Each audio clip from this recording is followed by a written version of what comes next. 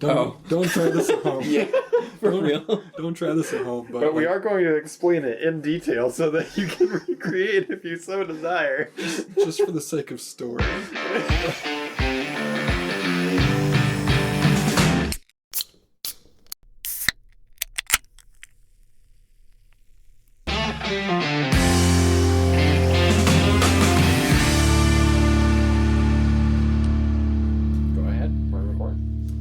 Hello, one and all. Welcome back to Ramblin' Men. And today's topic is... I forgot the name of the topic. It's such a strong start. What was I thinking? And then... So the topic is, what was I thinking? Yeah. I don't know what you're thinking. I don't know either. Apparently not very much. But yeah, so I was pretty excited about this topic. Obviously not. You should say the topic again, because I think we were all laughing in the middle of it. So the topic is, what was I thinking? That's the name of the topic, and basically what it's about is just, when you're a kid, usually you have this, at least a few misconceptions about how the world works. And, as you grow older, hopefully you figure out the right way that they work. That's the right way to word that. That's for sure. Sometimes I bumped into a few souls that never learned that they were thinking things that were nuts. So that's the right way to word that. Right. And later on in this episode, I'll share some stories of when I feel like I learned a little too late the real name for some certain things. Mm. So a little bit of teaser there, but without further ado, do you guys want to introduce yourselves? Yeah, I'm Jake. I'm Josh. And I'm your host for this week, Travis. And Isaac is here in spirit. Yep. Isaac is back at basic, so we wish him well, but we don't get to have his presence with us as of right now. But as far as I know, most people live through basic training, so we should get him back. Yeah. Probably. Yeah. Prayerfully. Chances are very high. Yeah. Very good. Okay. I suppose I could start us off with the first story. So are we starting is story like the main thing of the day, like when we were kids sort of story, or like is there any? I guess obviously. A very broad topic of thoughts in general can go basically anywhere. Yeah, that's a good point. But where are we starting for the day? What's the thing that we're gonna kick this off with? Are we going directly with what you kind of mentioned earlier of what we were thinking as a kid? Yeah. Is that kind of all right? So I think that's probably the main. That helps me gear where I'm going with my response. I kind of figured what I gave you guys, it could be brain stuff. Right. Which is great, and that's really good. But it's also good to know where you want to begin. So you're starting with your personal stories. Yeah. As a kid. This will be good. All right. Let's go. Kind of give you an idea of where we're starting at. So one example that I feel like it immediately came to mind when I came up with this topic is when I was younger. It took me a little while to figure out about how finances work and just adult life and working with money and such. And one thing I didn't realize how exactly it worked for a while is the checkbook. And it's kind of funny when I saw my parents pull out their checkbook and make it out to the recipient and write the number on there, I was like, that is super cool. You can just write as many zeros as you want. And they just get magic. Money. Man, I want to own a checkbook when I'm older. It's just it's pretty much a money book. So yeah, I thought you could just write any number you wanted on a checkbook, and that's fantastic. Then that's how much money you possessed with that piece of paper. That's so good. Yeah. That's so good for sure. So a little different note, the way that a kid's brain works so often is just so drastically different than we as adults would say is oh, this makes sense, this is logical, and the kid's brain is 100 miles away, and you're like, what? How is that what you're thinking? And so a story that comes to mind immediately about what was I thinking as a kid, when I was real young, I don't remember which grade, but like probably like first, second, something like that. First, second grade. And I was going to a private school in Oklahoma, and some kids decided that it would be really smart to try the whole magnifying glass with the sun and see if they could start a fire. Yeah. In the middle of like a drought. Oh. And Jeez. so they set fire to the entire field behind the school accidentally Jeez. while we were in school. Dang. And so we're all like escorted out of the building, and like we're shoved all the way across the road, which they had a pretty long driveway to get to the school. So we're just like, for a kid, this feels like we're miles away, right? Like we're so far from the school. Yeah. And apparently, according to my mother, apparently I was just like borderline crying and like completely torn up. And when one of the teachers checked on me, they're like, are you okay? Like, did you get hurt or anything? Like, what's going on? Apparently what I told them was, the fire is going to eat my backpack. And so I was like completely torn up that my precious backpack was sitting in the building and the fire was going to go get it, and I couldn't do anything about it. Oh no. And the fire didn't touch the school. It was all just property damage behind. And so like nothing happened. Nothing ever actually occurred with that. But it was just funny to me to hear the story repeated back to me as I'm older of like, you know, I don't even remember that day super well. Like it just kind of a blur in my mind. But apparently the biggest, most important thing as this huge field of fire was going through was, you know, my cool backpack sitting in my little first grade cubby. Yeah, that reminds me of in the past when, you know, me and my brothers lived in my parents' house, and, you know, there was like, every once in a while there'd be like tornado warnings or tornado watches. Right. And I don't know why, but for some reason, like, I don't think we've ever came, you know, the tornado has never came close to us to affect us. Like, I've never been actually affected by a tornado before, but I've always been worried about, like, oh no, if the tornado hits our house, like, I'll lose all my possessions, like all my toys, all my things that I do. Things take such a higher priority, like especially when you only have a few, you know, like as a kid, it's like, these are the particular few things that are like life or death. These are so important. Yeah. And nowadays people ask you the question of like, what would you save in a fire? And it's like, well, immediately like very personal objects come to mind, like, you know, family photos, which is a bit different now that we live in a digital world. Like it's a lot easier to get photos back.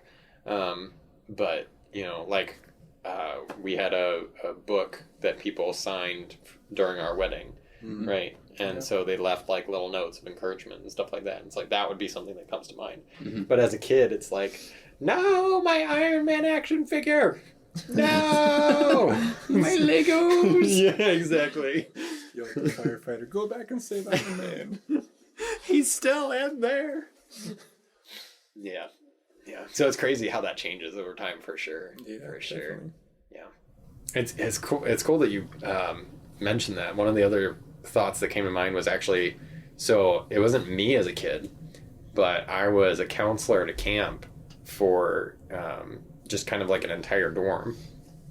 And so we had something like 15 or 20 to one counselor that you weren't solely responsible for them, but like you were the go-to person that you were kind of like, you stayed with them, you took care of them throughout the week. And then when they went to different activities, like you would get extra leaders that would help for those things. Right. But I remember while we were there, it was the first time that I had ever been at the campgrounds that we had a level of tornado problem. I don't remember warning or watch or whatever, but it was a problem that was close enough to home that they were talking about like driving kids away from camp. Like it was that close, and they were sitting there going, I don't know. And so I grabbed my kiddos. We all went to the shelters that were there, and the shelters would have been fine, but they were talking about like, well, we have time. Maybe we can get them to, you know, one of the college campuses that we're partnered with or something like that. Like they've got stronger buildings and it was a big deal. But when we finally decided we're just going to stay, we had the capacity to hold everybody. It was going to be fine no matter what occurred. But I remember kind of wrangling in these kids, and it was like day 4 out of 5. And so I had spent a decent amount of time with these kiddos already. And at that point, most of them were just completely unruly boys that wanted to do whatever. And it was totally fine. But like, as soon as they realized that some of these leaders that had been helping them throughout the week were all of a sudden like uneasy, the tone changed drastically. You know, like everyone was kind of like hushed tones, and they're kind of like glancing around like, what's going on? Like, the adults are not okay. What's happening? And we hunkered down, little concrete building. And me growing up in Oklahoma, like we had this all the time. It was like, yeah, okay, tornadoes in the area, it's not a big deal. Like, I've never been personally hit with one, but I've watched them go by.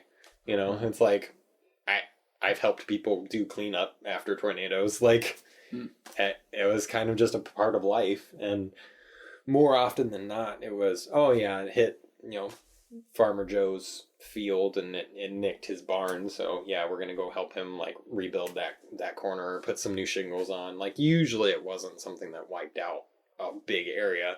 And so when we were told that, hey, there's a tornado in the area, you know, be on your toes sort of thing, me as a leader, I'm like, okay, we're gonna hunker down and we're gonna deal with whatever comes. Like there's not a lot, like we can't go out and tell the tornado go away. Like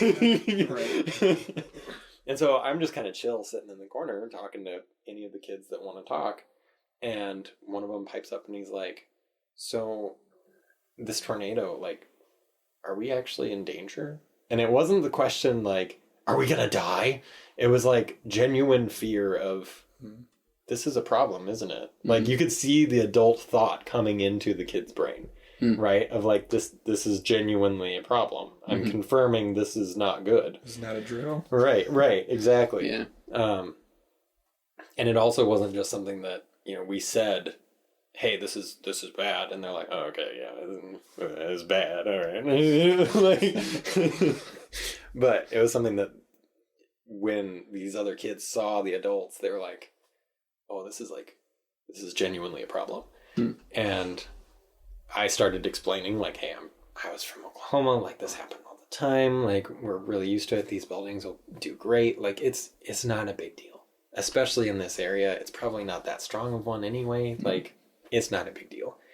And as I was explaining it, the craziest thing was that obviously spent a lot of time with them already, and I don't remember a time where all of them were paying attention. Like, there wasn't a moment that all of them were paying attention. Yeah. But when we were talking kind of these war stories of, yeah, this is the storms that I've seen before, and these are storms that were talked about in the Bible, things that even crazier than I've experienced happened. And as I was going through some of that, like all of them locked on. They were all on board. And it's like, because it was real, right? Yeah. Like it was outside, you know, and they weren't allowed to be outside because what I was talking about was something that could be happening right outside the door. And I didn't think twice about it until afterwards, but I started noticing other cabins of kids group up with my kids.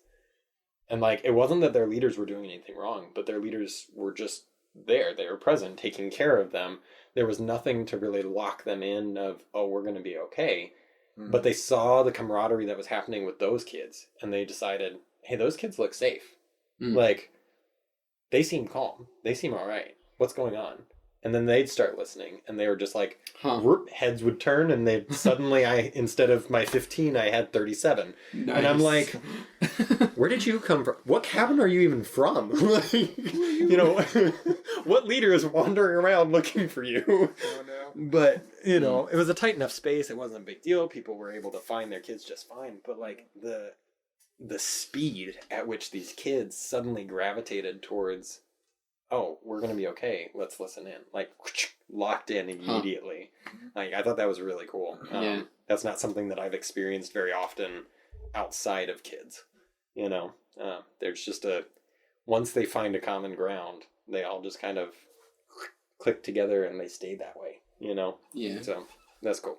I was thinking as you were saying that, like it is probably pretty good that you had that mindset. Yeah. Like, hey, this is a tornado. It's something we do need to take caution for, but you know, it's nothing to really worry about. We got buildings to keep us safe.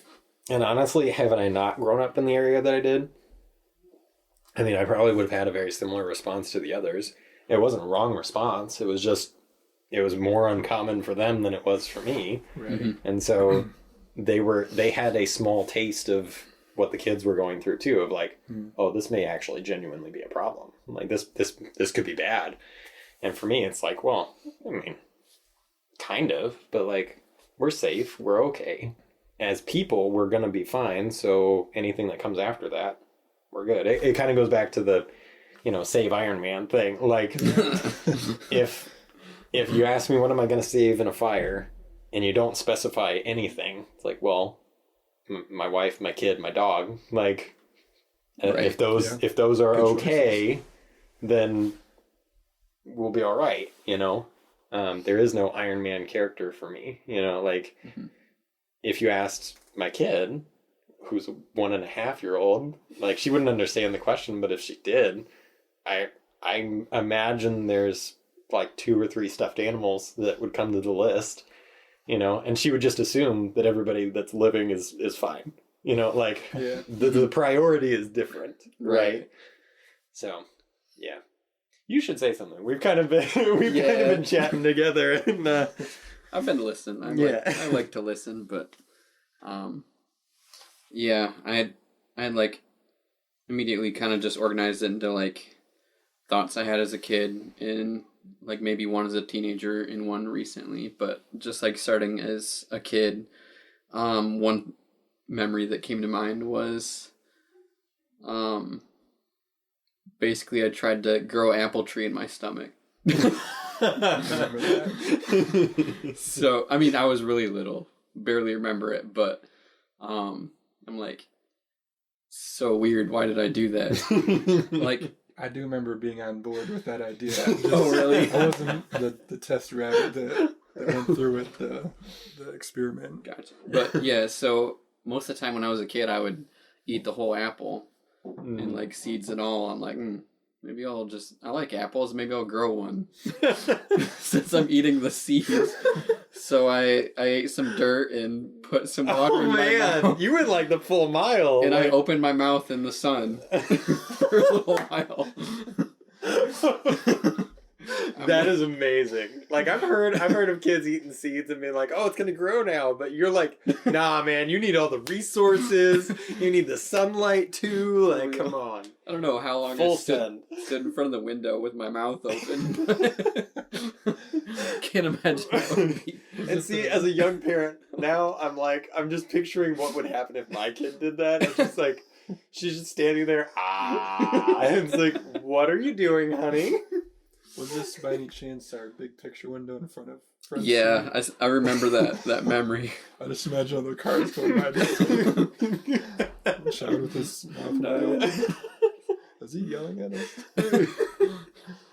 That's fantastic. Yeah. That is next level. Yeah, I was a weird kid. Eating dirt and trying to grow a tree. Oh my god, I get true man of the earth. For real. As plant more trees. As someone who was on board with it, like I was really rooting for you. Kind of forgot about that part. To grow that tree. But you're like cheering me on. Something like that, more or less. But it's funny to think about it as an adult. Like if you actually grew a tree in your stomach. Oh, that would be so bad. That'd be catastrophic. Right, exactly. Like that'd be like, you know, best case scenario, trip to the emergency room. Right. Luckily, our stomachs are not a good habitat for trees and seeds. What? Not conductive to growth? Weird. Oh, man. But so another one that was actually me as a kid that just did not understand. So K Jewelers has had this slogan forever of every kiss begins with K, right? Yep. And when I first heard it, I was like, oh, that's really sappy. Okay, like every kiss begins with, diamond earrings from K Jewelers. Okay, fine, whatever. And like just went from there. And my mind just never thought about it. Every time I heard it, I was like, yep, okay, great, wonderful. You're bragging about how great you are of making people kiss. Wonderful. And then I was like, I think I was like 20. And then another ad came on, and every kiss begins with K. And finally, my brain just like naturally said, "Oh yeah, the word kiss begins with the letter K." I was and 2 years old. Like, I haven't really thought about it very much, but yeah, right. when Like, you said that, I was like, "Oh yeah, it is the letter K." right. And like as soon as I thought about that, I was like, "Oh dang!" This whole time. And so yeah, I that was quite the day for me. I literally just sat there baffled, and one of my friends looked at me and was like, "Are you okay?" It's like, I just got that. One of those. I just understood that slogan. So yeah, I believe that for a long time that it had no relevance at all. Yeah. You guys ever have those moments in life where like, Go ahead. I can't wait. No, that was a good setup there, Jake. Yeah. Just a little chuckle. Jake just looked at his notes and started chuckling, so I can't wait to hear what he has to share. But you guys ever have those moments in life where like, you're a kid and adults or older people like come up with nicknames to tell you what things are, like this is I don't know, let's just say that it's like a baba for your bottle or whatever. Yeah. Or just real simple things to say, just as like a nickname for things. Yeah, so I have one of those examples of where my grandpa, on my mom's side, he was a farmer and a mechanic for years. So he had, Yeah. So my grandpa, he had, a plethora of farm machinery, tractors, combines, or harvesters, depending on what you want to call them. Okay. Various other machinery and equipment for farming. And he had, like, with his several different tractors, he would occasionally give us like tractor rides, like around the block. He'd take all 3 of us boys in the tractor and go for a little cruise. And just to kind of make it simple to differentiate between the different types of tractors, we came up with like nicknames for them. And I think there was like these 2 main tractors. Like one was a little smaller, one was a little bigger. So we called one the little feet tractor, and the other one the big feet tractor. And that was all fine and good. But I remember years later, I was like somewhere in my teens, and we were going up to the barn, and I think we might have been, I don't know if we still did tractor rides then, but we were like talking about the tractors, and I think I called one of the tractors the little feet tractor. And my older brother Andrew looks at me and he's like, that's not what it's actually called, right? Oh no! What? No, this is the technical name of this. What are you talking about? And like looking back, it's kind of silly how I believe for so long that's what it was actually called, but that's all I knew is like that's what we called them. Right. Right. But yeah, I think they have like technical terms. Like, I mean, the smaller ones are like 550s, and there's other number names and stuff like that. But for you, what you were taught and what your brain understood as being able to differentiate, it was little, big. Like that was it. Those were the names. Like that's how you do it. Yeah. No, that makes sense for sure. For sure. Yeah. My memory that I chuckled at is kind of one of Travis's. Not really sure how to set this one up either, except for dive right in. Except for Travis, when he was young, dropped our cat from upstairs, and you want to say what you said? Oh yeah. So what I told my parents when they asked me why I dropped. So my parents' house has like kind of a staircase that kind of, it kind of turns 90 degrees and kind of loops around to go upstairs. I don't know if those are super common, like if I needed to describe that, but anyway, like Circular stairs. yeah. So like as they're going up the stairs, there's like a railing and there's like kind of a gap. I don't know. I'm doing hand motions.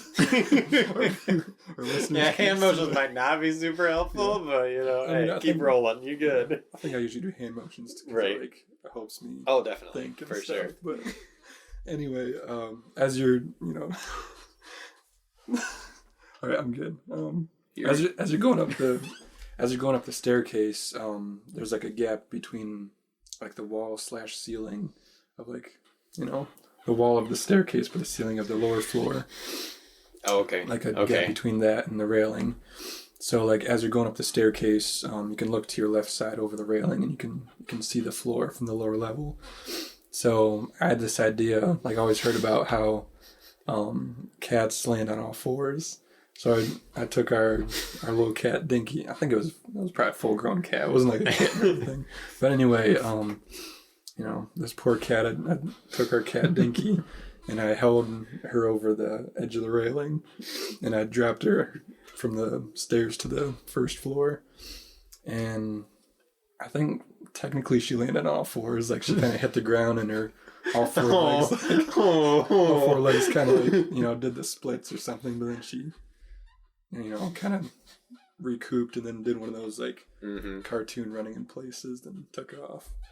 But my parents asked me why I did that, and I think I thought that giving a different answer would somehow get me in less trouble. Oh yeah, and I think I might need to do a setup for this. Oh no, more setup for my deceitful reason, or my lie. But so over that same railing, our full bathroom was upstairs, so we had like our laundry basket up there, and we go to like the edge of the stairs and just kind of dump our hamper over the edge of the railing, just so we didn't have to carry the laundry all the way downstairs. And so because there was that, my parents asked me why I dropped our cat down the down to the first floor, and my answer was I thought her was laundry. I thought her was laundry. Yeah. I know. I think. How'd that go? Yeah, I think they just kind of chuckled, and I don't remember getting in any real trouble for that. The beating was so bad you don't remember? Either way, you didn't drop the cat again, I assume. No, right? I mean I fulfilled the experiment. Yeah, true. Yeah. True. You had 8 more tries. You should have. Yeah, I mean, kidding. It was a pretty good cat. There's no reason for further testing. No reason for further testing. But yeah, thank you for contribution to science. Yeah, you're welcome.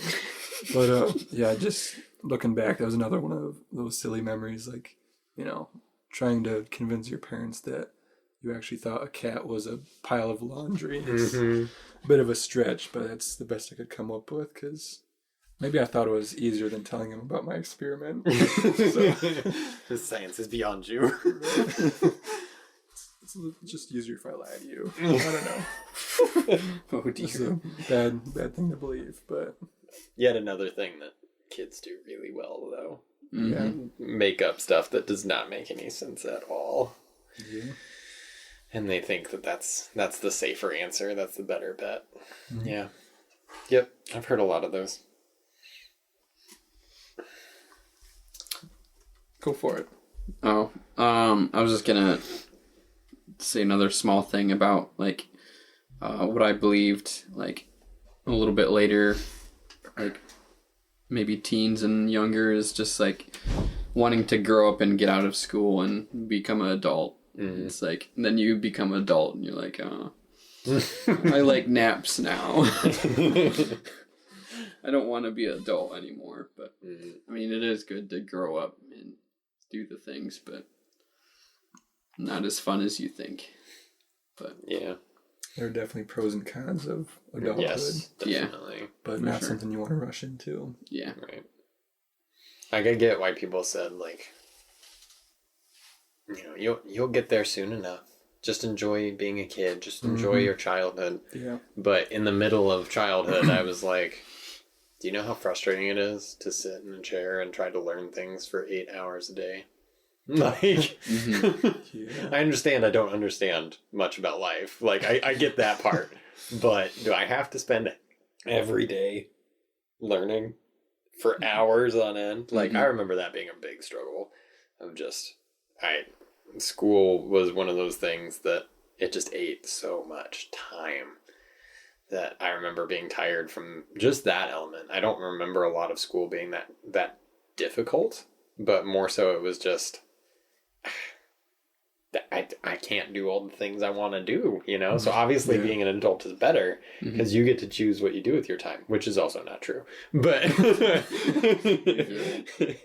but Not as much as you would hope. Yeah, definitely not. Definitely not. But yeah, funny idea about that childhood thought about like, I want to get older so I can not have to go through school. But when you get older, you don't have to, but you know, if you want to go through school, you got to pay for it. Right, right. I remember that being a big, like, you know, mind blown moment. Like, I think it was one of my mom's friends. We were like, you know, she came over and we're just like hanging out, and I was like, I think I was talking about how school was going, and she's like, just, you know, just be warned, when you get older, you have to pay for it. I'm like, what? You gotta pay? People pay to do this? Like, I don't want to do it for free. Yeah. Well, yeah. I don't think I'd even thought about that. That is kind of crazy. So I gotta ask, since we're talking about what we thought about as kids, what'd you guys want to grow up to be when you were kids? It changed a little. Like every week, right? Was there ever one that was like more long term? Shoot. Actually, yeah. Interesting. I don't even remember this, but one of my Sunday school teachers said I wanted to be a pastor. Oh, really? Yeah, and that's kind of stuck with me through my life. There was that, and then I think a little bit older, I want to be like my dad and be a construction worker. Okay. And then people told me that I should strive for more, and yeah, I mean, they kind of figured I was a little more book smart than that, and they said try to do more, and I'm like, yeah. But it was mainly those two, I think, as a kid.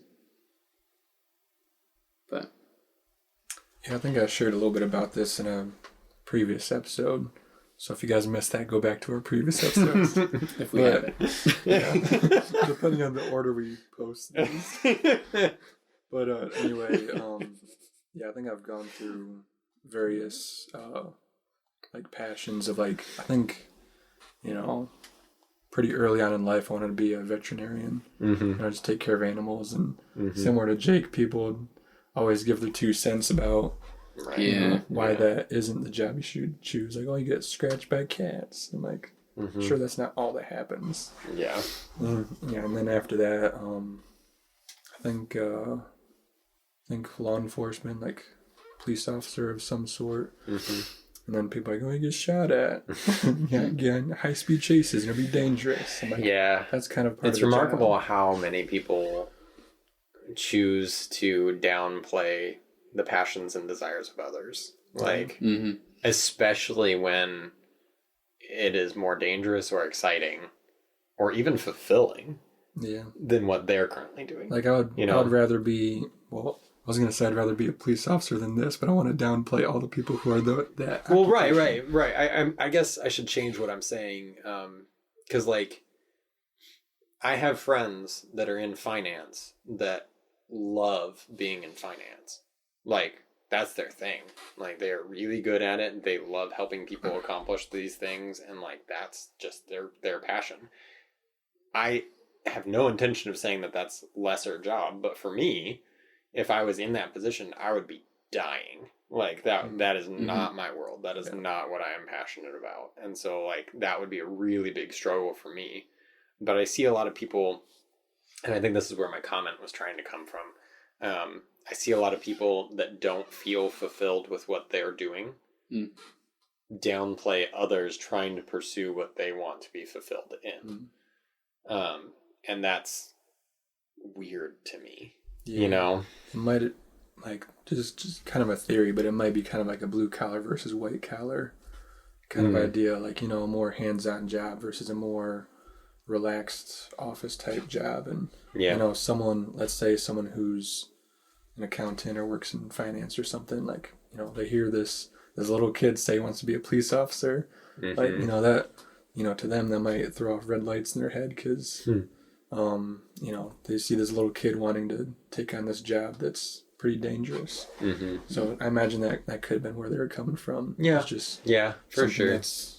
I think from my experience, adult to adult is the one that's really frustrating to me. Like, obviously, don't squash kids' dreams. Like, they're kids. The dream probably won't stick around long enough for it to actually be fulfilled anyway. And if it does, then it's probably pretty deeply ingrained in the kid. Like, like don't just step on it. Like, figure out what the value is there. Like, actually talk through it. But adult to adult is the one that really confuses me. Of like, you know, we're talking about thoughts and talking about, you know, what are we thinking? How do we process stuff?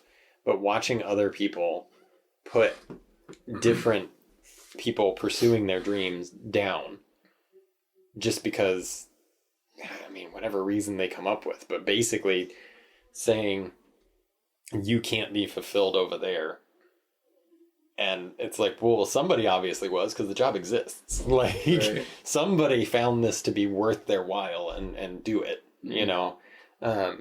Like, I mean, how many people now have 3D printers and are making a livelihood off of that? It's like, was that even a job 10, 15, 20 years ago? Like, was that a thing? No. Like, you bought them in bulk from Party City or whatever. Like, but, you know, there are clearly lots of things out there that people can be passionate about, that can work to sustain their life, that others have a very strong tendency to push down. And I don't get it. You know, it's like, if they want to go out and succeed and be successful in this, it's like, who are you to walk up and say that thing is not worthy to be fulfilling? Right. It's like, I don't understand. Like, I had a friend for a while who, he did garbage collection and yard work. Like, those were his two gigs. So he would just, I mean, when he wasn't on a truck, he was off, you know, cleaning super rich people's lawns and everything. And lots of people looked at him and said, like, man, I can't believe that you're doing this low of a job. You know, it's like, what are you doing? And then, you know, he was being very transparent with me one day, and he was like, yeah, so I actually make more than half my clients now. And I was like, wait, what? Like, hold on. And he was like, yeah, I mean, I got really good at what I'm doing, and I started working other landscaping gigs, and I started actually doing not just picking up the leaves, but like rearranging stone and being able to like make a garden. And like, when he got those additional skills, people started hiring him for like new housing additions, and they'd be like, hey, build our garden. And it's like, you know, you start thinking about it, it's like, oh, well, if you're doing that for like 100 homes every month, it's like, whew, you know, and you've got a dozen employees that are helping you out making this happen. It's like, not only are you fulfilled in the job that you're doing, you're making more than a lot of what these people are saying is a, quote, better job, you know? So you're being fulfilled. You're doing what you want to do.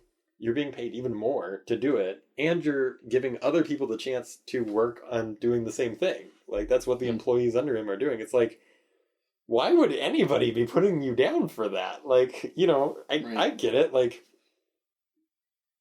you don't need a degree to plant petunias, you know? Like, you don't need that. But, like, does that make it any less valuable of a job? You know? And that's the thing that really bugs me when people start dissing others for either what they do or what, you know, they want to do.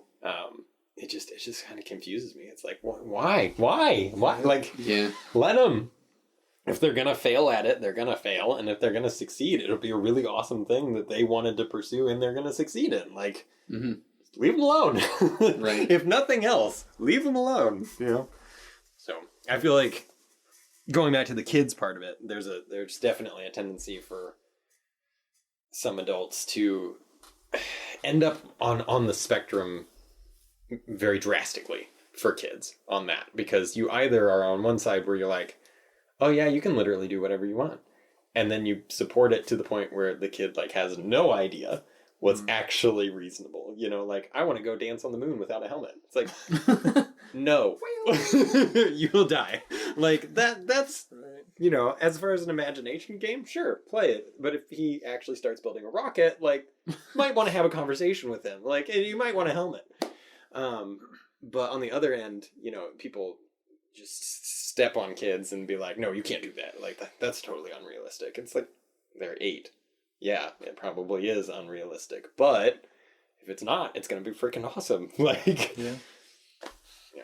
I think another thing to say about, like, why not to, like, step on people's dreams, and even if it's not a dream and it's just, like, a job they happen to come across, a great way to put it in perspective is, like, you know, like, imagine the guy who picks up your garbage on the side of the road every week. Imagine someone, like, walking up to him and being like, hey, man, I think you can do better. So then he picks up his stuff and, Yeah, you know, literally every garbage man ever Yeah, suddenly gets told, you could go do better. Don't do this job. yeah, so It's you like, know, goes back to the depot, gets in his car, and quits. And then, right there and there. Now you gotta That would be a problem. now you got to take your own garbage to the dump. Right, So, exactly. You know, Exactly. I think there's something to be said about, like, you know, you can positive, you know, in an encouraging way, you know, speak truth into someone, like, hey, you know, you're really studious, you got a lot of potential, you could try this, but, like, you know, I think that's something you really got to be careful about how you word it. 'Cause, Yeah. I think there's a good line there of what people are like passionate to pursue and what people are just settling for.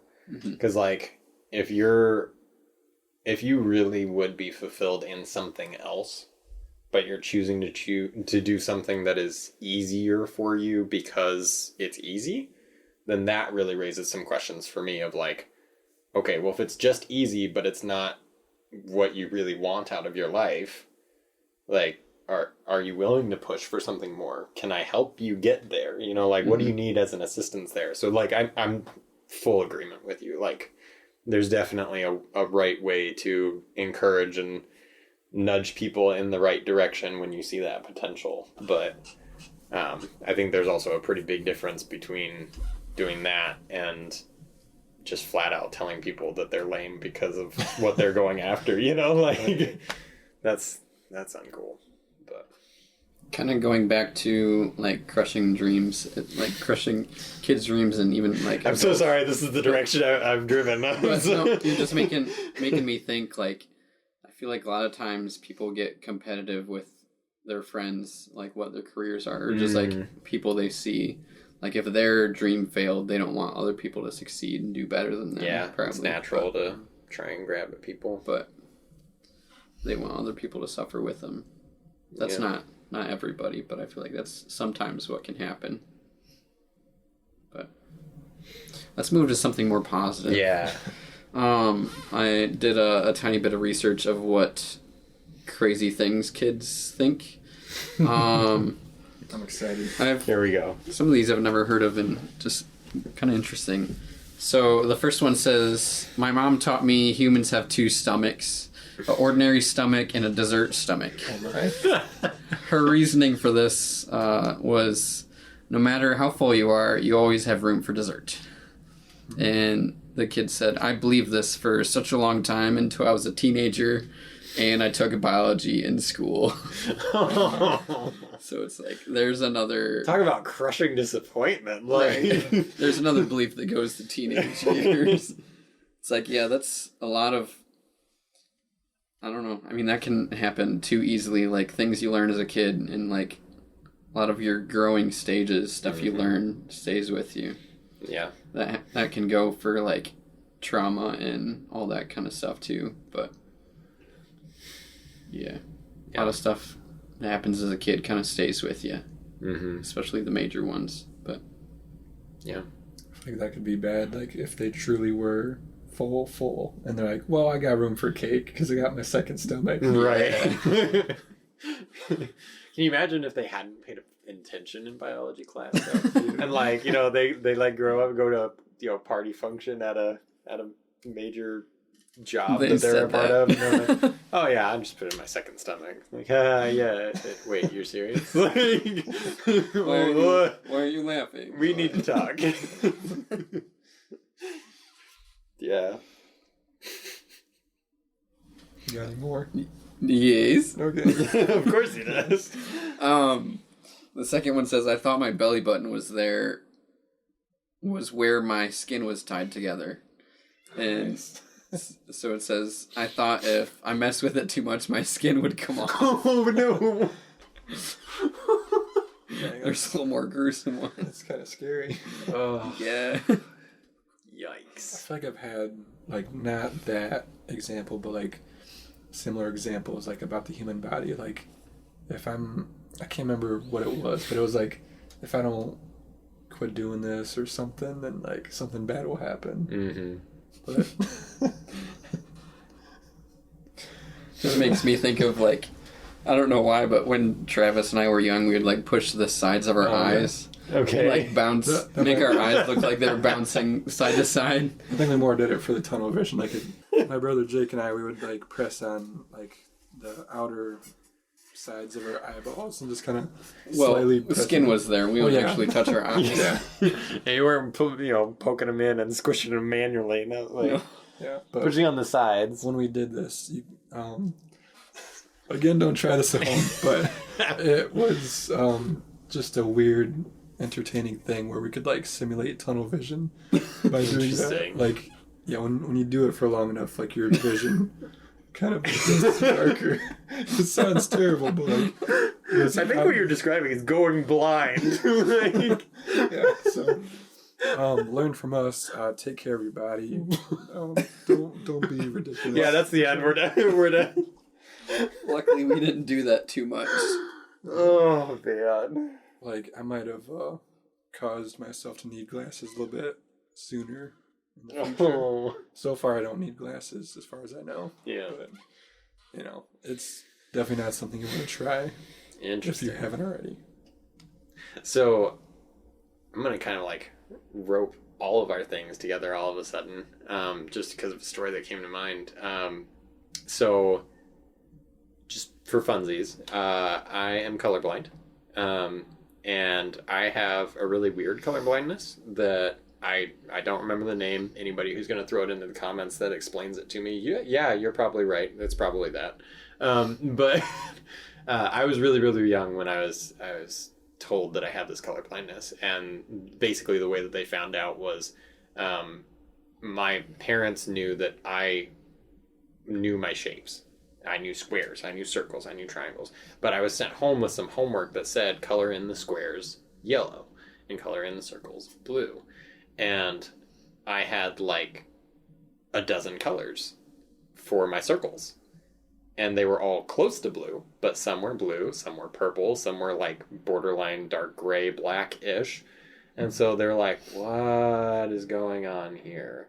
Mm-hmm. And so they asked me about it, and I was like, I don't know what you're talking about. Like, those are all blue. Those are all blue.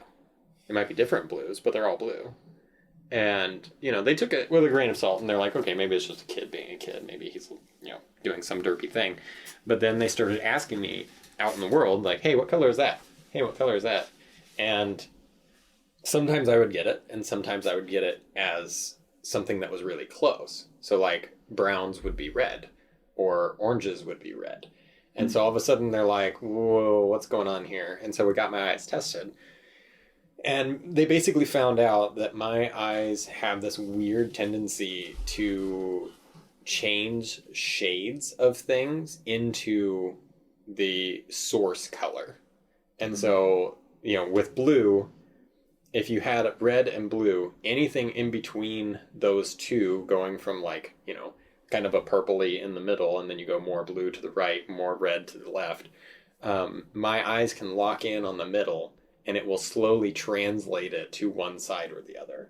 Like, so I can see the color, but my brain then basically transforms that color into understanding it as red, or understanding it as blue. And again, I don't remember the name. I'm like one in a million sort of color blindness sort of thing. At least that's what I've been told. And so it's just really unique, and it's kind of a weird thing to live with, because there are times where I'm like, yeah, I can see all color. It's fine. It's not a big deal. And then I'll casually tell my wife, like, hey, can you grab the red cup over there? And she'll be like, there is no red cup. Do you what what do you want? And it's like, oh, so I've gotten to the point now where it's like, oh, okay, so that must be purple. Like, my brain must not be seeing it, but that is purple. And so, like, I've learned to adjust with it. There are a lot of things in life that I have memorized what color they are instead of actually seeing what color they are. I'm just like, oh, the back of this game board is this color because people have told me that like 5 times after I've mentioned it. So just weird, odd things like that. But as a kid, the way that this impacted my life, I as like a really, really small kid, obviously it didn't do a whole lot other than my teachers had to know, yeah, Josh might color things really wrong. Like, don't worry about it. He's fine. He's smart and knows stuff. It's wrong. But anyway, when I got a little bit older, they tested my eyes again, and they wanted to make sure that, like, I could do things like drive. It's like, well, if you can't tell the difference between a green light and a red light, that could be really bad. Yeah. And since it's such a unique color blindness, they were testing a whole bunch of different things to kind of figure out, like, okay, what all can you see? What all can you translate into correct stuff? And eventually they determined, okay, so you're this level of colorblind, which means the only things that you're not able to do is be a commercial airline pilot or be a fighter jet pilot for the Air Force. And as soon as he said that, like, I remember the very first thought in my brain was, well, guess I'm not going into the military. Because the only thing that I had thought about going into the military for was to be a fighter jet pilot. Wow. And they're like, well, you can't be a fighter jet pilot. I was like, okay, there's an X on that career path. Yep. Not doing that, I guess. Yeah. But yeah, I just thought it was really funny that, like, at that point, I really hadn't spent a whole bunch of time trying to figure out, like, what I would do officially in my life. But being a pilot was one of those that I was like, I could do that. Like, I would be okay going and pursuing that. So if it happens to stick around in my passion list for a while, then I might go do that. And I remember mentally just being like, shh, nope, not that one. It's like, okay, well, I guess there's something else out there. So it was just funny that it was like, of the 2 jobs in the entirety of the world that I can't do, one of them was on my list of like top 10 at that age. So I was like, talk about crushing dreams. Yeah, right? It's like, what are the odds? Huh, how about that? Was that a dream you wanted as a kid, or was there something else you wanted? Well, I mean, it was, like I said, I was, at that point, I was old enough to kind of know that, like, I wasn't going to be an astronaut NASCAR driver. Like, like that wasn't, that, obviously, it's just not going to work out that way. But I also wasn't old enough to really say, like, this is what I'm going after. This is what I'm pursuing. So there was kind of like a rough idea of, like, here are the things that I think would be interesting that I might pursue later. But as a kid, like really a lot younger, it was always like firefighter. Like that was a big one. And then veterinarian stacked like right on top of it. And that one was also kind of like crossed off dramatically when I realized I just can't do blood. Like I just can't do. And like as soon as I realized that, I was like, nah, let's just erase that one entirely. We're not even going to cross it off. Like, no, I don't want to do that. Yeah. So, yeah. But I think if we asked my parents, firefighter would be very high on the list. I think that was up there for quite a while. And then veterinarian came in as a hot second for quite a while as well. So, nice. What else you got? This is great. Like this has been fun. This is going a lot better than I thought. I think I just had a few examples and a few stories, and I was worried it wasn't going to be enough. But this is blasting into a nice multi. So what about now? Now that we're adults, now that we're kind of past the whole forgetting what K Jewelers is really trying to say about their slogan. What are some things nowadays that we're thinking that, you know, you're kind of working on, you're growing in and developing in? What are the types of thoughts that you're trying to wrestle through now that you may not have had at all as a kid? I know I sprung up a totally new part, but That's on the spot. Not prepared for this. I imagine if I thought about it more, I'd probably have some more examples. But I think now that I'm a parent, I think it's more about just like the proper. I don't want to say proper way to parent, because that's very much based on opinion, and yeah, I think just kind of taking examples from like what I've seen in the past when I was a kid, like seeing how my parents instructed and raised me, and just like seeing other people's parents, and just different it's like a word for like their style of parenting, I think I want to say. Parenting style? Yeah, parenting style. I think I was trying to make it more, you know. I'm struggling with words today. That's okay. More fancy. Yeah, more fancy. Yeah. More fancy words. But yeah, basically parenting, like just looking at different parenting styles, and just trying to take in all the different factors. Like, you know, new generations, they're probably going to behave differently than, you know, like my generation when I was a kid. And just trying to think about like how to best, first and foremost, like how to best raise them up so that they love God, love their parents, and, you know, the rest of their family, and, you know, are good at making friends, but also just branching off from that,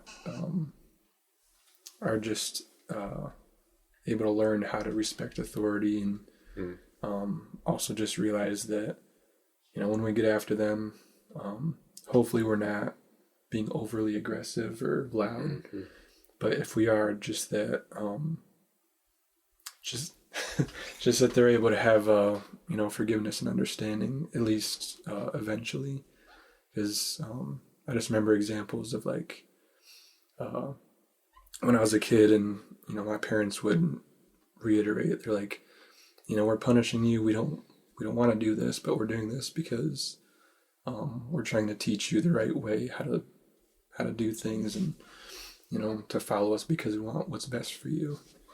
So just me being a parent now, just learning like how to do that for my kids.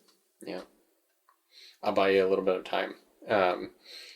So when you were talking about parenting, one of the things that came to mind with like this whole topic of what are we thinking, is this concept for me of babynomics. Like, I don't understand transaction values for my daughter. Like, again, 1.5 years, so pretty darn young. But I like, one of the most prominent memories that I remember with this concept is that she was sitting in the grass with another kid about the same age, and she was pulling grass up, and the other kid was doing the same thing, pulling grass up. And then at some point, they both like looked at what was in their hands and looked at each other, and they like literally same time just offered the grass that they had, and they swapped. Like, it wasn't even that they like one dropped it and took the grass. It was like, no, they like literally, okay, I'll give it to this hand, and I'll take your grass, and then I'll give you my hand of grass, and then I'll take that other hand of grass. Like, full swap. And then they both seemed more content with the grass that they had. And I was like, what just happened? Like, I just watched a transaction of exchanging hands, and I have no clue what the value of anything that just happened was. But they both seem happy, so sure, your grass is better, I guess. But yeah, it's crazy to me, like, the number of times that she's walked up with something and handed it to me, and then stood there expectantly. Like, am I supposed to hand you something? Like, I don't even have a phone on me. Like, what do you need? But babynomics is crazy, man. Like, I don't understand what's going on there, but something important for sure. When she does that, if you guys are in the house, you should just like, you know, put your hand on her shoulder and be like, you have shelter. If you want to go there. She'll understand, yeah. Blinks twice, go, ah. And then, like, walks away. Yeah, that sounds familiar.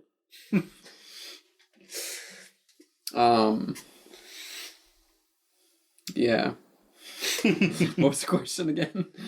So I'm just looking at the concept of, like, you know, obviously our thoughts have changed a bit since we were kids, since we were teens, even since, you know, working out of college years. Like, for me, college is a little bit farther than you guys, but, like, those years are often seen as some of the most formulative for long-term concepts, right? So things that you hold as a value, this is like set in stone. It's not moving anywhere, because not only have you gotten it from childhood and you've started to build it into the foundation of your life, but now that you're an adult and you're having to make decisions for yourself on the regular, you're using that foundation and building other things on top of it. And so basically the concept is just a question of, so what are you working on now? Because as a kid, I worked a long time really hard to understand math. Right? Like, I worked a long time really hard to understand, why do adults talk like this, you know? And so, or even sillier stuff of, like, why is the sun? It's like, what is it? What does it do? Why do we have it? Why are we so excited when it comes out after winter? Like, what is this? Bright. Right, exactly. Why do I feel better that I had sunlight? You know, obviously that was a lot of stuff that can be explained through science, but a lot of our moral code and a lot of the things that we believe personally about our lives, like, that's come through a lot of time and work. That's not something that we can just read out of a textbook. So what are we working through now as adults that, you know, 20, 30 years down the line, we're going to be like, man, I can't believe I was thinking that, like, or, you know, wow, I can't believe that time period is when this was forming, you know, because I know, as you're talking about being a parent, like, that's definitely impacted my wife and I's life a ton. But I think one of the biggest concepts for me that's actually happened this year is kind of the revelation that you don't have to make an enemy to have others make an enemy out of you. And that concept has been really gripping my heart pretty hard, because there are enough people in my past that I was kind of having these ghost conversations with, right? Where I was like, I haven't talked to them genuinely in a decade, but the things that they did, the way that they stepped on me, or the way that they, like, just suddenly outcast you were banished from my life. And I'm like, I didn't earn that. I didn't deserve that for many of these people. And I don't think it's a bitterness so much as it's just a, you know, there's some part of me that wants to be like, hey, I'm valuable. Like, I shouldn't have been discarded like that. And wrestling through that concept now is like, okay, well, if they are an enemy, it's not because I made them that. It's not because that I stood up and fought them head on. It was because they chose that path. And so how do I treat enemies now? Not anybody that I had any qualm with before, but when they decided to take that course of action, how do I now in my life let it go to the point where I can still wish them well? You know, I can still part ways without feeling like it was severed harsh, you know? So that's what I'm wrestling with. That's something that I'm hopeful in 20 years down the road, I can look at that and be like, yeah, that was a rough period, but that was a good thing to learn. You know, that was something that I was really struggling with. And once I got a good latch on it, and once I figured out how God wants me to respond, I mean, obviously in the Bible, we're called to pray for our enemies, love those who persecute you. And, well, reverse, love our enemies, pray for those who persecute you. But for the longest time, I was like, well, I don't have enemies. Like, I have purposefully made it my mission that even people that I am very much against, I just kind of back off and be like, okay, you do not want my input in life. You do not want me in your life. So I'll let go and I will move on. And that'll be okay. We can think different things. We can go different ways. Not a big deal. But realizing that I do, in fact, have enemies, but not by my own choice. It is not my decision to create them in that role, but they have chosen to make that of me.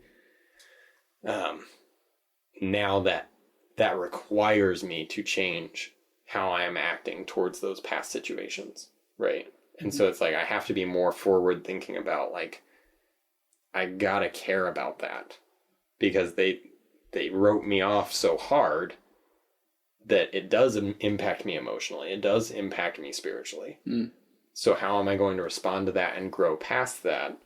Now realizing that that's been the thing that's kind of like latched onto my heart for so long about those situations. It's not that, oh man, I can't believe I lost a friend. It's deeper than that. It's, hey, these people have animosity towards you, like straight up willingness to fight because of the way that they chose to handle the situation.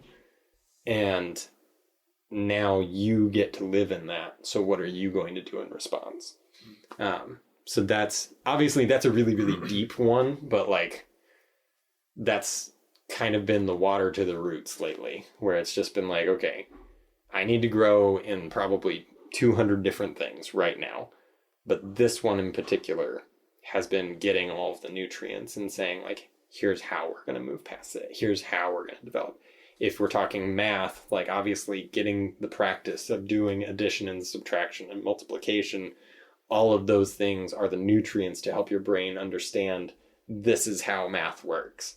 And so that's what I'm wrestling through right now, of just, you know, as I've been working through this concept, these are the things that I need to now grow in. These are the things that I need to push forward in this so that I can continue to be living the way that I need to. So again, doesn't have to be really super deep, but that's my season. That's where I'm at right now. And, you know, there's probably some listener that's like, no, that's just how Josh is. Like, he's never light. Oh, Josh. So, no. That's fair. I go too deep sometimes. I understand that. That's another one of those other root things that I need to grow in. That's a matter of opinion. Like, some people might call it too deep. I think it's good that you care about things like that. Like other people are just like, for sure. I wanna be smarter. Not that that's a bad thing. Oh, sorry. No, I'm kidding. Not exactly. But like, I mean, I want that too, and there are plenty of days that remind me, hey, you should have been smarter. So I was totally saying that as a joke. Like, yeah, for sure, saying, like, for sure. There's times to work on, you know, more. Yeah, there are I'll seasons. say less deep things. Yeah, there are seasons for sure, for sure.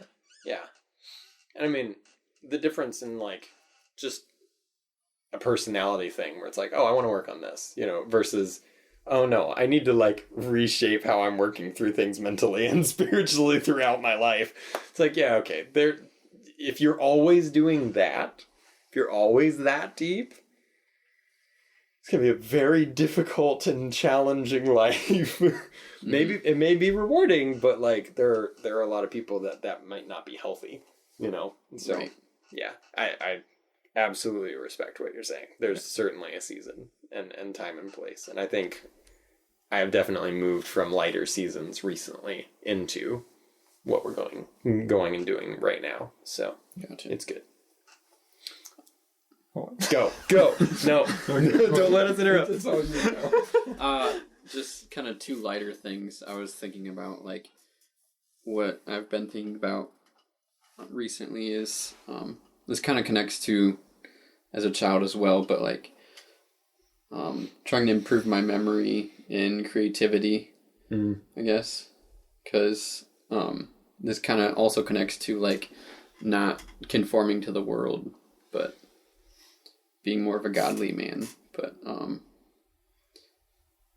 kind of going back to a childhood story, I kind of early on, I realized I had like a photographic memory and not not like some people do, but like a little bit of a photographic memory. Better learning that sort of way than numbers and like that sort of thing. But I remember like one specific moment riding in the car, and I like blinked my eyes like a camera in a way. I'm like, all right, I took a picture, and I still remember the moment of like when I did that. Interesting. Yeah, and I feel like that kind of memory can be good and bad. I'm just trying to learn how to use that in good ways, and just how I can man, I could go into so much psychology of like how you can use that for memory. Right. And like they say a good way to like remember something is, imagine you're going in a house and like there's a name there, and then like if you're trying to remember names of people or something, you remember that name, then you walk up the stairs and then there's another name, and then you go to your bedroom and then there's another name. Like I want to try to improve my memory in that way. Mental palace sort of concept. Yeah, for sure. And other thing was just improving and kind of building on creativity, and just like not getting stuck in the mundane, like going to work and just doing the same old or like even like games or just hobbies, even like just trying to be creative in that way. And yeah, it's very good. Yeah, I gotta know, do you still... Trying to be smarter. I will reiterate, there's nothing wrong with trying to be smarter. I'm bad at like coming up with good examples. That just happened to be first thing that popped in my head. No, I got you. I gotta know though, do you still like do the really hard No, I don't. It was just as a kid. Okay. I had a friend once who could literally read a book once and just be able to like quote it. Wow. And I was like, that's next level. That's kind of scary. Yeah. Like, sounds like he has potential for... I mean, I wouldn't be surprised in like 10, 15 years we get a TV show that has some character just like him. Like he was pretty crazy. The things that he could do with that, being able to just, oh yeah, I know what that looks like. So you need to go 16 shirts to the right, and that's the one that I was talking about. Mm-hmm. What? If you had an artistic ability, that would pair really well with that memory. Yeah. Well, is there anything else you want to throw on the table? I had some ideas that was kind of changing gears. It's more on like a... More sidebar stuff, or no, not a sidebar. Like, change gears. Okay, all right. like same general topic, but more so like what I thought when I was a kid, but more like, I don't want to say psychological, but like pondering existence and stuff. Okay. Like, wow. Like, most people would say that's a full topic to actually go into, but we can just tag it on the end. 30 seconds. Yeah, 30 seconds. It could be a teaser for like another episode. Okay. Maybe like run us through. What do you got? All right. So, I don't know why, but for some reason when I was a kid, I had this idea. I don't even know where it came from, if I just came up with it. But I had the idea that like the existence, like our just how we're living life right now, like that experience, that was like a turn-based thing. And like I don't know why I thought this, but I thought like there's some timer that like when it goes off, you get like pulled out of your body, and then like someone else's consciousness gets put in your body, and you gotta whoa, jeez. Like, I think I've told my wife this before, but I don't think I've told anyone else. Dang. But like keeping secrets, deep thoughts. Not really keeping Not secrets, secrets, but like, yeah, I think I forgot about this for a long time, but I think over the past few years I recently remembered it, but just like, you get pulled out of your body, and like your consciousness is just kind of in this like dark waiting area with other people who are next next in line for your putting their consciousness in your body. Yeah. It's like pretty pretty. That's intense, man. Like, it sounds pretty weird now that I'm singing out loud, but like, Yeah. I imagine, like, if I didn't just come up with it myself, it might have been a really bizarre dream I had when I was a kid. sure, yeah. Because, like, I mean, it's kind of intriguing the way that you word it, because it sounds similar to some people that I've talked to with split personality disorder. And so, like, Yeah. it, you know, in some of its more extreme cases, like, they won't remember what happened with the other personality showing, you know? And it's like, that, it's really intriguing that you're talking like you're talking, because it sounds like, I mean, in all frankness, it kind of sounds like that's how a kid would understand it, you know? Like, that seems like a good way to describe what's going on. So yeah, no, that's really intriguing. I don't have a lot of good knowledge from that, more so just kind of stories from others that have experienced what it's like to go through that. But like, from what I remember hearing from them, like, that's not terribly far off for some people. Like, I just want to, and that's really weird to think about. Like, Yeah.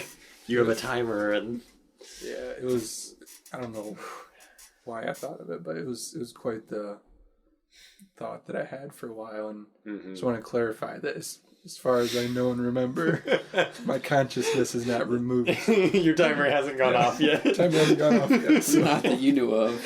Oh no! Wake up, Travis. Oh jeez. You want the red pill or the blue pill? Wow. Yeah. Hmm. Do you guys ever have weird thoughts like that when you were a kid? Oh yeah, I mean, there were all sorts of ones that were like, I don't think like necessarily like pulled out consciously, but like there were definitely thoughts of like, well, what if me exists here in this time frame, but I can accurately see all time? What would that look like? And like, my little tiny brain was sitting there being like, well, then I should see everything from a third person point of view. And so it's not the same, but like, it is kind of similar. Like, I would back out of myself and be like, well, okay, Josh is doing this, and you know, his brother's doing that, and you can see the family, and if you can see all time, then that means that you can see all things in time. So you should be able to just like zoom all the way out and be able to watch everything happen. And I was like, wait, isn't that what God does? Then I probably can't. So, but yeah, there were definitely moments where I had this weird sensation of like kind of zooming out, if you will, of my own life, and like picturing what I looked like currently in my room, just reading or something like that, and like stuff like that. Where, yeah, for sure, cinematic view. Yeah, kind of like I was watching my own story as I was also doing my story as me. So yeah, as if you could, you know, have a play and also sit in the audience at the same time. Right. Like, that's a concept that I wrestled with for quite a while, and I don't know why. Like, I have no idea why I kept coming up with that idea of like, what does this look like? What is this like? It's like, no, just kid brain stuff. Yeah. You know? Just another... You both looked at me at the same time. Well, you started talking. Yeah.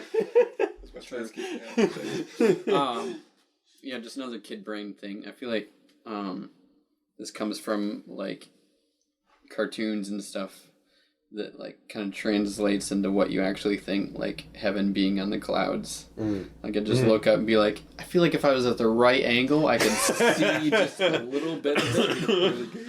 Yeah. The angle's like, pretty good today. The lighting's spectacular, you know? Like, is there like some people on that cloud, and then there's like some people on that cloud over there? And what happens when there's no clouds? There's just no heaven above us. Heaven like, comes and goes. Can I just go up there just to see it? But yeah. Yeah, I remember as a kid there was a not so much the psychological thing, but there was a time period where I was really convinced I could talk to coyotes in our area. Nice.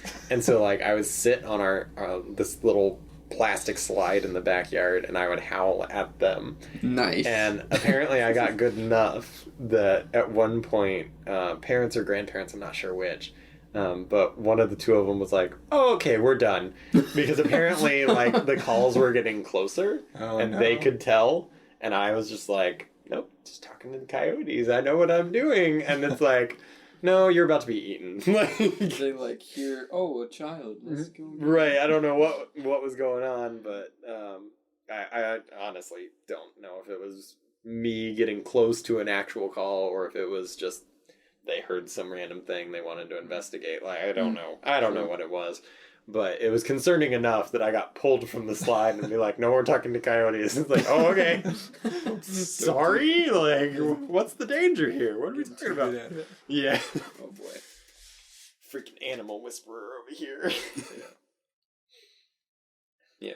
I did have another idea that might be hard to chew on. Oh, let's do it. Here we Let's go. do it. So we're at like 120 right now. So Okay, let's nice. make this like closing idea. And then we can wrap. Like a cliffhanger. Yeah. Okay. All right. Sure. I mean, like, Whatever you want. it might be a cliffhanger because like I might not exactly know how to describe it. I tried to describe it to my wife before, and Okay. I just couldn't come up with the words that made any sense. Well, sounds like a perfect thing to throw into a live podcast. Let's do it. Sit on your thinking cap. We're going deep. There's like someone super smart in the comments. Right, they can help translate what we don't know how to say. Help me figure this out. That But, like, sounds about like the internet, so. Yeah. So I guess the best way I know how to describe it is like, just kind of pondering, like my existence as a human, Okay. and I think if I think about it, some of this might just come from like, just how I'm to the point where I'm like 28 years old, and like life just kind of seemed to fly by to this point, and I don't know. That's kind of a small thought to tag onto this, but a big part of it's like just kind of like pondering like my existence as a human, just like the fact that every decision I'm making has like the potential to have like a big impact on eternity, and I still feel like I'm not doing this thought a justice, but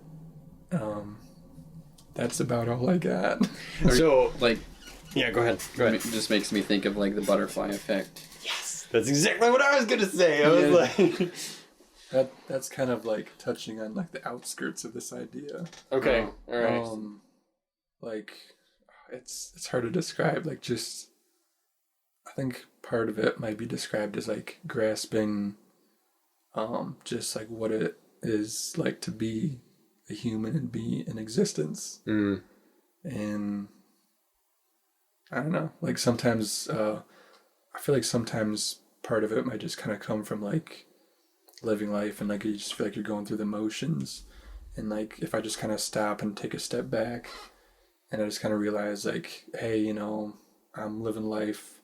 I've made like, I don't know how to put a number to it, but like millions and millions of decisions already, and yeah, I'm really like digging hard for words to describe this, but I think that's all I have at the moment for trying to describe this idea. Yeah.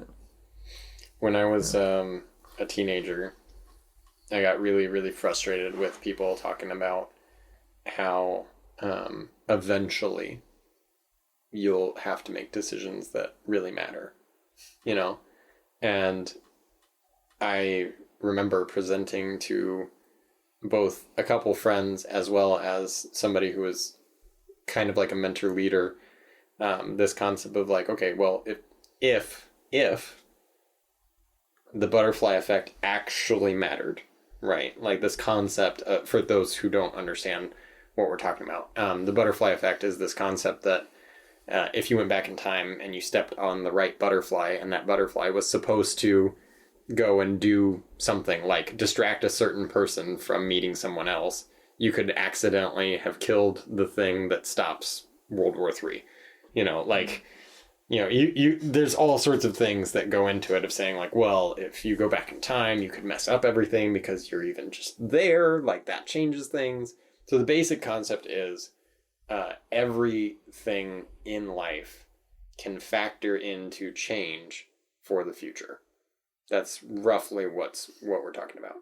And so my concept was, it's like, okay, well, if God can see everything, and if he can understand everything, then that means if we're really, really committing to the idea that God is all powerful, then that means that he can use the tire pressure in someone's wheels to change the results of someone getting injured from getting hit by that car, which would change which doctor needs to come for a surgery, which can change who's going to be on the road in 6 days because of someone else that had a car accident a week before. And it's like, then you start getting into all sorts of crazy chance things, but it's like, okay, if you truly don't believe in chance, and you believe this concept of the butterfly effect, that everything can affect something else, then what you're really saying is that every single choice could alter the fabric of reality. Like on a weird, very small level, does it often? No. The chance of it actually changing the lives of anybody but you is actually relatively small. And there's been a decent amount of science into how many of our decisions actually affect a large number of people outside of the here and now, under your roof sort of concept. But if you look at the idea of free will, and you look at how free will has radically shaped the earth, like, I mean, even if you aren't coming from a biblical perspective, even if you aren't coming from a religious perspective at all, the idea of free will, of being somebody decided to go do a thing at some time, how many times has that resulted in something that affected millions? You know, and it's a bigger number than we might want to admit, you know? And, you know, it's why our world is struggling right now with so many decisions on a political level, because we're trying to say what is allowed and what is not allowed for people to do, and what is allowed and not allowed for us to respond to those things that other people are not allowed or allowed to do. And so you just get these crazy nuances all over the place, and that's just politics. Now you want to talk about, you know, dietary stuff. You want to talk about your physical health. You want to talk about the mental capacity of literally change from age 0 to age 99, right? Like, there is so much that can go into that. And if you want to talk about zooming out as a human being and realizing like everything that you are, I think that's one of the biggest ways that I understand religion. It's like, because that, if there is no purpose, if there is no goal, if there is no design, then really what I'm saying when I zoom out as a human being is that the only thing that I should care about is front and center, me. Just me. And if you want to go with a basic moral code with no other things attached to it, I should care about others around me as well. And then you can branch from there, right? But to be human and to only focus on all of the things that can affect your world, it is the most logical choice to just protect yourself. Even if that means making friends, because you care about other people that can also care about you. It's just logical to just focus on you. Because if that's the only thing that matters in your world of butterfly effect decision making, then it's gotta be you. It has to be. Like, you can't choose somebody else. And that's why human nature is so challenging, because when we deeply love somebody, we are willing to take that step and say, no, you're more important. Like, that destroys everything that we just talked about. Like, if you were to actually look at all of these decisions, like, why would you choose something that makes your life worse if there really is nothing else besides your existence in this time frame? You know? So I don't know if it's perfectly in line with what you're talking about, but like there was a long period of time where I wrestled with how drastic the butterfly effect could be, because I kept hearing it in examples of like almost like a Hollywood style of like, oh no, we killed the butterfly, the end of the world is nigh. And it's like, well, okay, ha ha ha, but like, what if, like, because, you know, what if we stopped the right person from not going to Austria and getting killed and starting World War I? Yeah. What would have happened? Like, would we have had a war? Would we have had a second? Because the second started mostly because of the results of the first. There are some historians that are already typing mad comments about that. Sorry, my opinion, but yeah, so like, I'm gonna stop, because if I don't stop, we're gonna have a whole nother podcast episode about that one. Like, there's just so much that goes into all of the decisions that a human makes. And a lot of people feel like none of those decisions matter, which is baffling. Yeah. You know, it's like, It's very false.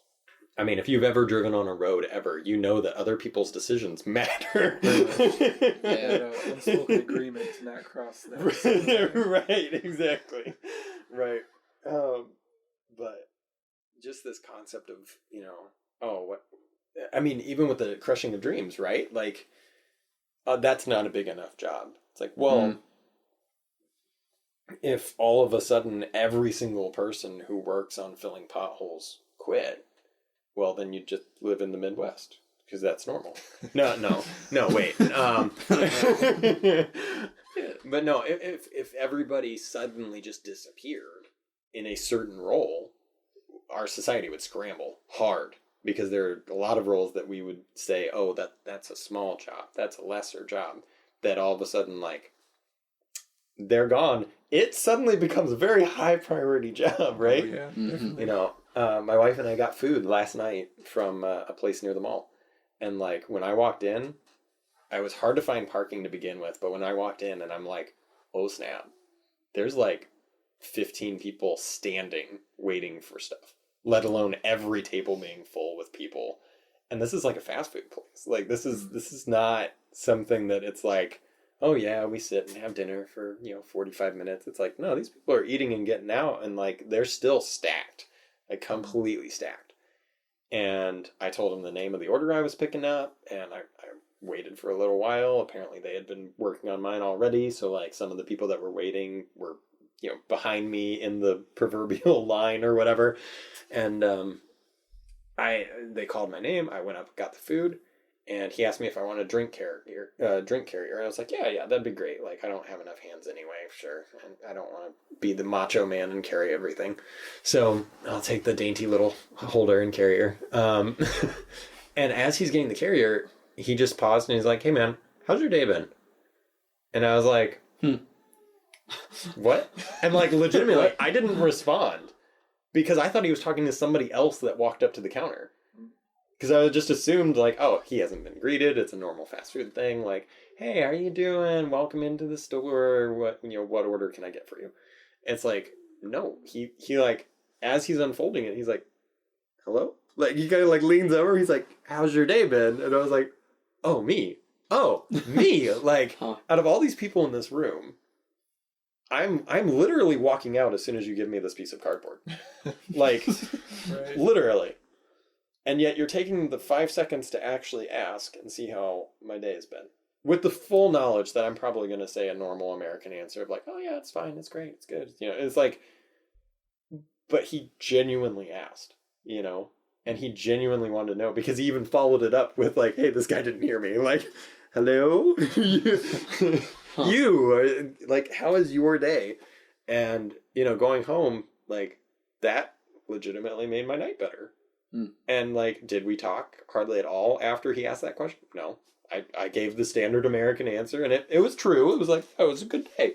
I asked him the same. It's like, how are you guys doing? You seem really busy. And he's like, yeah, well, we kind of deal with what we got to deal with. So it's like, okay, cool. Well, thanks for my food. Out the door.